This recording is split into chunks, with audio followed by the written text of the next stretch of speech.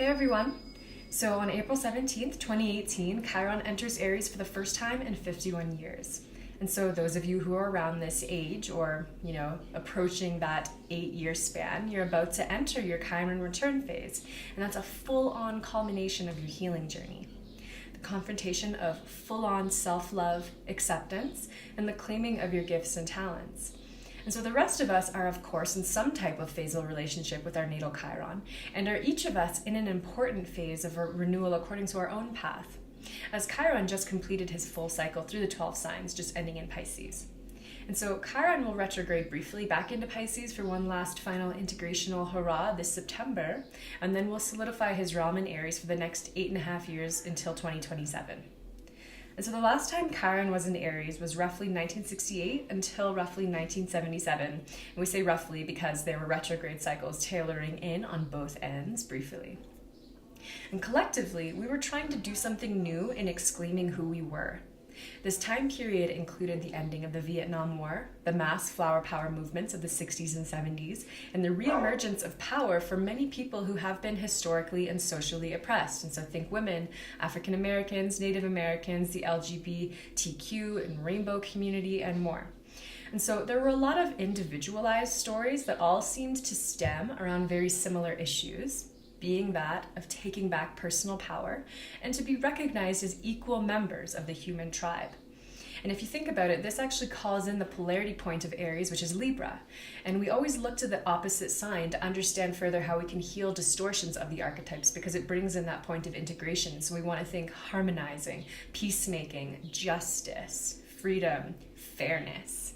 There were also strong collective environmental movements. The first Earth Day was in 1970, just shortly after Chiron's ingress into Aries.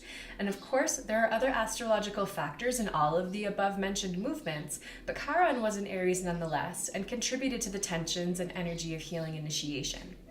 Chiron is a bridge planet, one that connects and bridges our unconscious and conscious layers of being. There's also the bridging of collective and individual interests, and therefore our healing path is quite connected to social activism and change, which brings us to social healing, which then circles back to us as individuals as well. Think about, you heal yourself to heal the world is healed, so are you. And so it's always this sort of dichotomous relationship. Chiron in Aries is following Uranus's transit through Aries over the past 7 years, and I really view this as a way of Chiron sort of cleaning up after or finishing what was started in the Uranus and Aries time of the past 7 years. And so Uranus can be associated with upsets and erratic and sudden changes, or perhaps trauma, and you may have felt a bit of jarring in terms of understanding your impulses, passions, your ego, and really just connecting with the new elements of your personal identity that we're trying to bloom. And so you may feel like a completely new person than you were 7 years ago, which is normal. And our cells, as you know, completely renew themselves every 7 years. And so, of course, this is mirrored on all levels of our being. But sometimes there can be a little bit of a feeling of uncertainty, especially when Uranus is involved, because there is that sudden change, that erratic change, the unexpected innovation. And now Chiron's going to help us sort of heal that, smooth that over. And so anywhere that you still feel uncertain about what exactly has shifted within you, or in how you take action in the world and knowing yourself, healing your masculine side, your ego, where your senses of impulses arise, this area of your life will get another run through with Chiron and Aries. Aries rules war as an archetype, being ruled by Mars, the god of war. But Mars goes beyond simply war. He's also the leader and initiator of our process of self-becoming. He shows us the way to get what we want and to become who we came here to be. And when looking at this archetype collectively, you can see a pretty vast range in terms of how we've used this energy and also how we've abused it. And so to me, one of the ideal reasons to bring up history is so that we can honor the attempts made by others to make the world a more just place, and also so that we can learn from our mistakes. Judging by the strong oppositions to the war in the late 60s and 70s, but the fact that there was war nonetheless is an intriguing point to bring up. There is so much violence in the world we live in, and yet, although so many of us are against it, we wonder, who are all these people who are for it? Who is it that wants the violence? Who are the people that seem to be creating it? And to go a little deeper, what part am I as an individual playing in supporting the violence that happens around the world? In what ways am I perhaps taking a stronger stance as a spiritual warrior or feeling called to do that? Perhaps a warrior for peace. So how can we confront these violence with acts of love? Is there a new movement for taking back our power on the rise? I think of the women's movements, police brutality, racial targeting, environmental disasters caused by humans, and this idea that it's always somebody else who's causing the problem.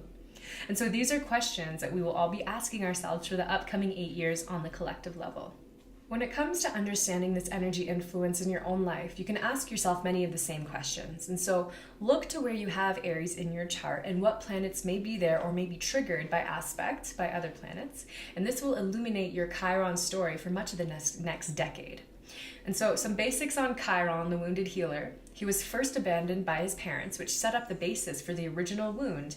And then he was physically wounded by a poison arrow, one that could not be cured. And so this set up Chiron's search for healing. And as you know, when you spend a lifetime, especially an immortal lifetime as Chiron did, trying to learn about healing, well, you tend to get into a place of mastery around healing yourself. And so Chiron was also a teacher and an astrologer. So the themes Chiron brings up are around acceptance and rejection to start. Where do we not accept ourselves fully? Where have we been rejected in some way? Where do we reject ourselves? It's interesting that psychologically we are very predictable as humans. Where we perceive that we are less than or not good enough or just wounded, we actually tend to not try to make it better. We just try to ignore the wound, pretend it's not there and maybe it'll go away.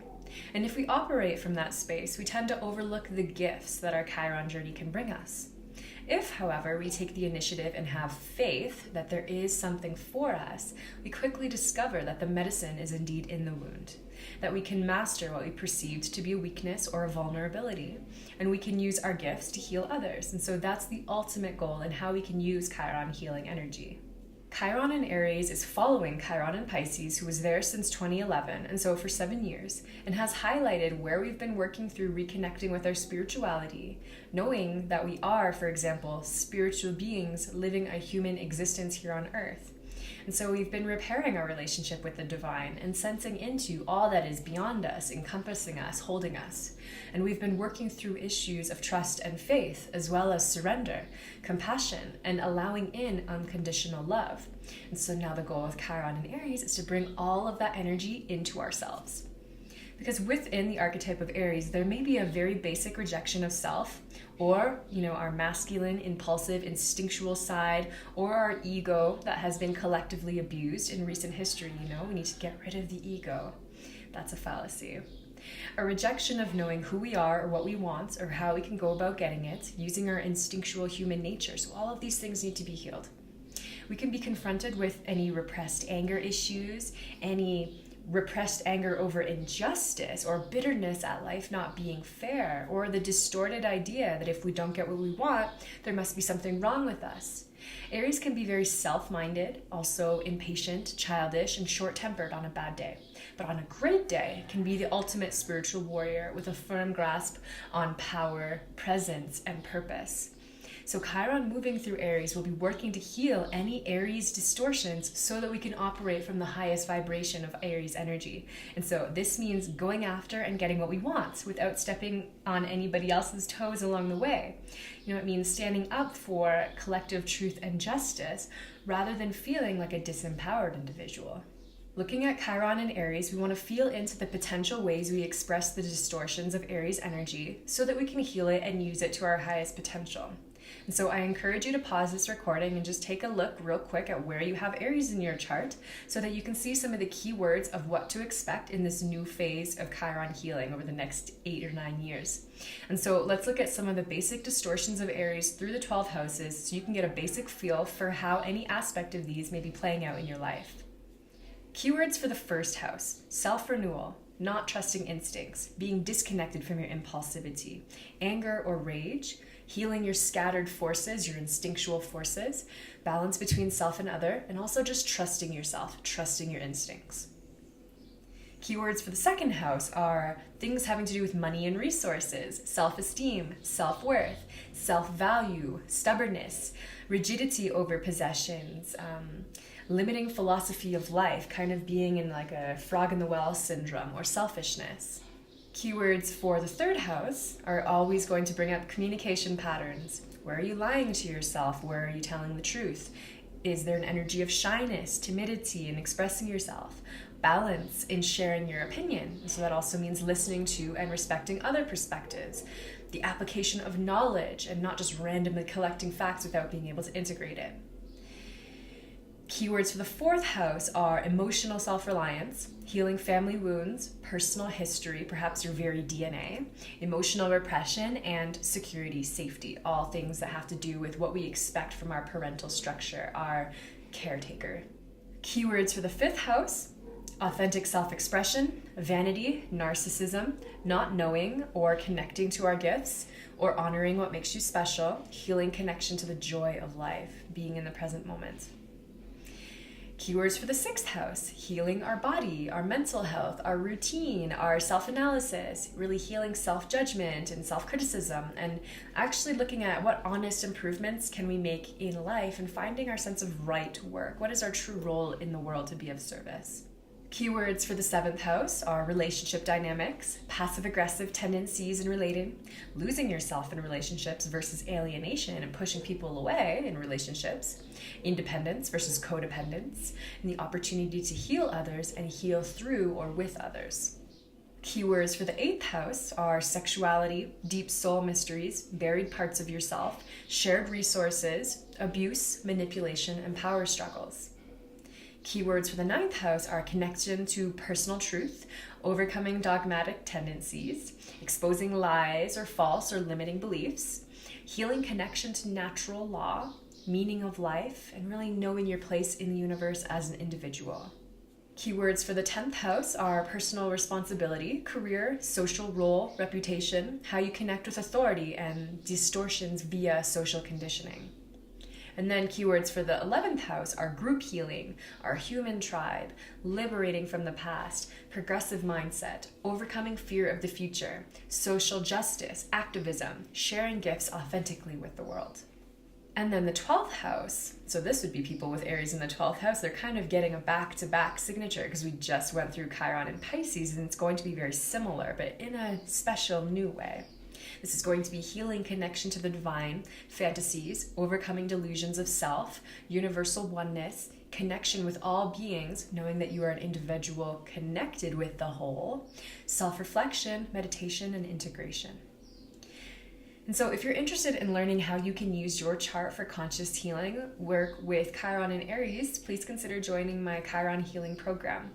And so you'll be learning all you need to know about Chiron and Aries over the next 8 to 9 years, with a strong focus on how you can use this energy to your healing benefit, working consciously with the energy as we are all meant to. And so it will include private access to videos as well as one-on-one private sessions with me looking at Chiron moving through your chart in depth. And so if you're curious about this, you can find more details on my site under the Chiron Coaching tab. And there's also going to be some other special programs in the mix, so stay tuned for that. And as always, I want to hear from you if there's anything that you want to learn more about or have any questions about. And so let's connect. And so with all of that, I'm wishing you all a sweet Chiron ingress into Aries, and may you all create a beautiful week. Bye.